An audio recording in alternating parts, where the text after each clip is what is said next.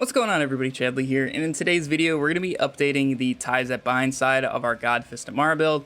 Now, if you guys have not seen the original build, it's basically we can use Fist over Matter or Ties That Bind and just grasp and insta-kill things. Ties That Bind, like I said in the original video, is always going to be your better option, and now that Do Harm works again with Ties That Bind, we're going to be updating that skill tree to reflect it here. Otherwise, for the Fist over Matter side, that is exactly the same. So if you guys are interested in that one, it is exactly the same. If you want to check it out, go ahead and look at the original video. This one's going to be focused on the Ties That Bind portion update. So we're going to go ahead and do that. But also, later this week, we're going to be updating Frosted Flak, as now head count works with racks. So that is huge. We're going to be updating that and seeing how that performs. And also, Wheel of Pain Amara is going to be updated very, very soon, so definitely stay tuned and make sure you guys are subscribed to the channel for those. But otherwise, let's go ahead and jump into our skills first, because our gear is actually basically exactly the same as the original video. And the only thing that's really changed is our blue skill tree here. Because like I said, Do Harm is working with Ties That Bind again. So we're going to be doing 5 points into Do Harm for all of that action skill damage. And then 1 point into Violent Tapestry. This is mainly for the Fist over Matter side, but it's always nice to have a little bit more status effect chance. And then we're going to do 5 points into Restless. This is going to give us our cooldown much lower, and we need to be activating our action skill as much as possible, so we need as much cooldown as possible. And then we're going to do 3 points into Transcend for that crit damage, 1 point into Ascendant for the Revelation damage, our green augment, and then 3 points into Laid Bare for the damage increase. 3 points into Wrath. Gun damage does boost our Face Puncher, so this is a very good skill to have with this build, because most of the time we will have a Face Puncher out, even though we have the other guns for different scenarios, even though they don't really shoot. And then 3 points into Awakening for boosting our Rush Stack stuff, so basically boosting Do Harm, and we're getting more Do Harm damage. And then 1 point into Remnant for that Overkill Orb. You can get some absolutely insane numbers with Remnant with this build, so definitely need 1 point into there. And then 1 point into Avatar for activating that action skill twice. It's super nice to have. And then for our Fist of the Element skill tree, we're going to do 5 points into Anima, 3 points into Steady Hands, and then 5 points in Infusion. Infusions allow us to give our Face Puncher an element, so 1, we can heal off the initial shot, and 2, match the element to what we're fighting and deal more damage more easily. So when you're fighting, say, Wotan, switch to the Corrosive element over here, and your Face Puncher is going to be doing a lot more damage to Wotan. And then 5 points into Tempest for the elemental damage increase, 1 point into Illuminated Fist for that melee damage, because this is going to boost, obviously, our Face Puncher and also our Stinger Nova. 1 point into Dread for the gun damage boost while we have an enemy grasped, like I said. Face Puncher gets that bonus. And then 1 point into Sustainment for that lifesteal. 1 point is plenty. You hit something one time, you're going to be back at full health. Really nice to have. And like I said, we're using Ties That Bind as our action skill. And then finally, onto our green tree, we're going to be doing 3 points into Personal Space. They recently updated this to actually reflect what it does. So as you can see, it's always done this 54 up to 54% damage dealt. So that's why this skill has been insanely powerful, and why it's always been stronger than what it used to say, which was 36%. So this skill is a must-have. Then we're going to just do 2 points into Clarity to move us down to Arms Deal and get us some splash damage to help out our White Elephants, and also our Stinger Nova is going to get a boost from the splash damage. And then finally, 1 point into Find Your Center for that extra melee damage. And like I said earlier, our augment is going to be Revelation. This with Ties That Bind is insane, and also with Fist over Matter. It is really nice to have. You get a lot of extra damage, and basically lets you insta-kill things when you are using Ties That Bind. If you guys have not seen the original God Fist Amara build, I'm going to go through the weapons that we're using. They're exactly the same as we used before. And that is a Face Puncher with the 390 anointment. This is going to help us insta-kill things when we grasp, and also keep sustainment going, because when we shoot things, sustainment's going to proc and heal us, and it's very nice for surviving. And also, it is really good at killing things. So overall, this is our main weapon that we're going to be using 99% of the time. But then these other ones are for the special case scenarios where this is actually not the best option. And so we're going to have another Face Puncher with 100 melee. This is going to be usually for bosses that drop below that 90% health threshold. So Wotan, most of the fight, he is below that 90%.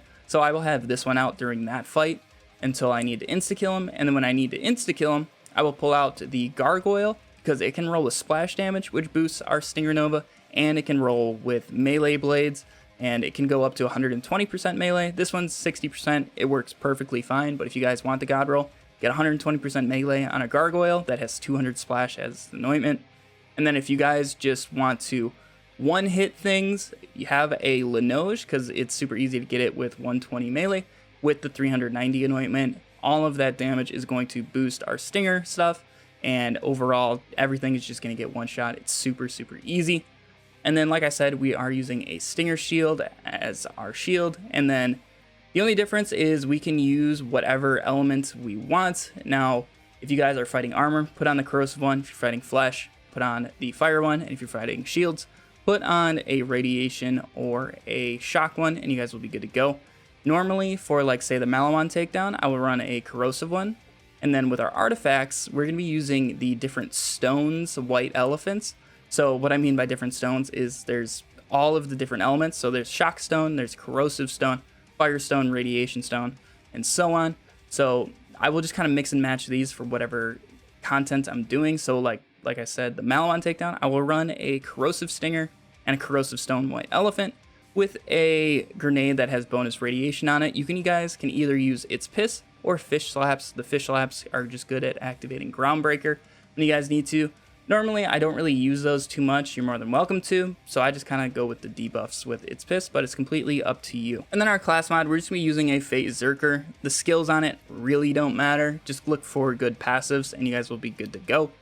And then some other combos I normally do. So for the Guardian takedown, during the Necrodefeo mobbing sections, like the start, I'll put on a Fire Stinger and keep on the Corrosive Stone for the health and armor on them, and then keep the Radiation most of the time. And then when I get to the Guardians, I will go with the Radiation Stinger and a Corrosive Stone, or a Corrosive Stinger and a Shock Stone. Really doesn't matter, any of those will do perfectly fine. And then for the bosses of the Guardian takedown, whatever health phase they're in, so whether it's their shield or armor phase, I will just match it. So during the armor phases, I go double corrosive, and during their shield phases, I'll either go radiation and shock, or if you guys have a shock stinger, just go shock and shock. Now, if you guys want to get the most out of this build, you are definitely going to want Groundbreaker. This is the last Enforcer Guardian rank skill. This is one of the best Guardian rank skills in the entire game, so if you guys don't have it, definitely invest all of your points into the Enforcer skill tree until you get it, and then you guys can move on to Survivor and Hunter. But definitely prioritize getting this one first. It helps out a ton. And then for our modifiers, they really don't matter all that much. I just like to use my personal favorite of Speed Demon, Healy Avenger, Laser Fair, and Postmortem. If you guys really hate any of these, you're more than welcome to switch them out. I know a lot of people don't like Postmortem. You can switch this very hard out to something else you guys enjoy. It's completely up to you, but this is just my preferred set of modifiers. And then real quick, before we get into how I show you guys how to play this build, I just want to go over our head and skin combo because you guys always have questions on those. We're using Killer Kitsune. This is the head from the new DLC. And then for our skin, we're using Neon Dreams. And the colors, I just have this orange and really dark red combo to kind of give us that fire color. When we're using the fire action skill element, the tattoos will match it very well. But you guys can change these colors to whatever the tattoo color is. So if you guys are using shock a lot, you can do some blues. Or if you're using corrosive a lot, you can do the greens, and it looks really, really cool when they're all matched out. But otherwise, let's go ahead and jump over to the Maliwan takedown, and I can show you guys exactly how to play this build. We just got the gate open here in the Maliwan takedown, and like I said, I like to rock double corrosive for our stinger and our artifact, and then bonus radiation on the It's Piss grenade, and then also our action skill element is corrosive because the beefiest things in here that can actually survive a lot of our attacks are going to be armored targets, so I like to just max out the corrosive for this. But otherwise, with this build, just have the face puncher out, and when you grasp things, you're going to get the Nova, and things are going to get tied, and they're just going to insta-die, and then normally a Remnant Orb will get them, and everything just kind of dies. Now, I was kind of not really trying to kill the sniper guys, but as long as you guys focus them, you guys won't really have an issue, especially now that enemies are doing M10 damage. They still have not fixed that. You guys can die in just a couple shots, but as long as you're shooting something or attacking something, as you can see in the bottom, my health is just always going back up to full. It's really not that hard to stay alive as long as you're shooting something. Normally, when you go down, it's because you missed a grasp or a shot. So then now with just the 100 melee one, like I said, I use this one for bosses that are below that 90% health threshold. You can use this to mob, but it's really not as good as the 390 one. And then for our Linoge, this is good for when you just want the Novas really killing things, because it is going to get all these bonuses, because you can just grasp them up and then melee people, and everybody tied is going to die. As long as there's people around, they will have no trouble dying. Right here, we can get them to just kind of disappear with hundreds of millions of damage. It's pretty cool. And then the Gargoyle, we use this one, like I said, for enemies that are below that 90% health threshold. So unfortunately, this guy was not. I did not mean to grasp him. I was going to use it on one of the enemies over here. But just use this for enemies below that 90% health threshold, and you guys will be good to go. But like I said, majority of the time, you will have this 390 face puncher out. So also, this 390 anointment is amazing for insta-killing bosses, especially when using Ties That Bind and Revelation. So we can kind of just grasp the Kraken, and they will insta-die when we have these things out. It is really, really easy and awesome. It's super quick, and that's why one of these reasons that I just absolutely love this build, and hopefully you guys will as well. But for the most part, that is exactly how you play this build. If you guys have any other questions on how to play this build, let me know as a comment or hop into our stream. We stream every single night right around 7-8 p.m. Central Time.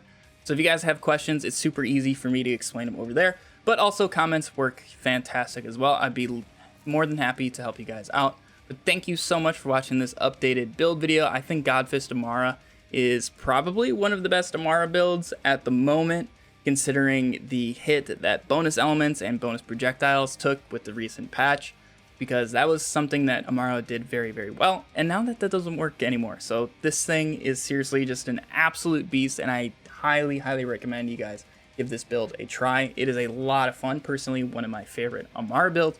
But like I said, thank you so much for watching this video, and hopefully I'll catch you guys over on Twitch. Otherwise, have a fantastic day, and I'll catch you all in the next video. See ya.